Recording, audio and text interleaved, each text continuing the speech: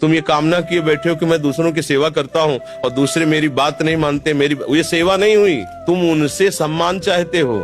हमने तुमको पानी पिलाया, तुम्हें प्रणाम करो, हमारी बात मानो, हमारे अनुकूल चलो। इसे सेवा थोड़ी कहते हैं। सेवा कहते हैं नेकी कर दरिया में डाल। सेवा कर दी, अब तुम गाली भी दोगे तो हमें स्वीकार है। तुमने जल पी लिया, आनंद से तुम मस्त रहो, हमें गाली दोगे कोई परेशानी नहीं। इसे कहते सेवा। सेवा करके सामने वाले को झुकाने की बात आना, उसे सेवा नहीं कहते। पहली बात, गलत हो आप, तभी आपके अंदर क्रोध आता है। यदि आप गलत नहीं होगे तो आपके अंदर क्रोध नहीं आएगा। दोष को खुद पकड़े हुए हो, दूसरों पे दोष देखते हो, कैसे सुधार होगा? बात सुनो, यहाँ मुंह छुपरी बात नहीं होगी। तस्मात् शास्त्रम प्रमाणम ते कार्याकार्यो व्यवस्थित हो। सही बात सुनने के लिए भी छाती में बल चाहिए। बोलने की तो बात जाने दो, सही बात सुनने के लिए हमारे अंदर बल चाहिए।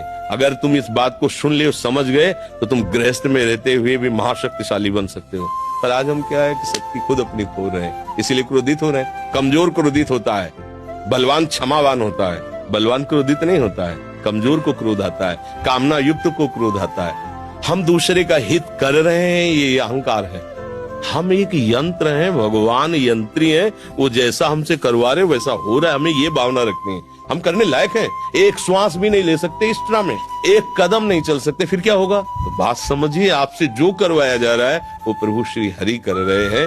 इसी भाव से जब हम चलेंगे तो हमारे कभी गुस्सा नहीं आएगा, कभी गुस्सा नहीं आएगा। तुम ये कामना किए बैठे हो कि मैं दूसरों की सेवा करता हूँ और दूसरे मेरी बात नहीं मानते, ये सेवा नहीं हुई।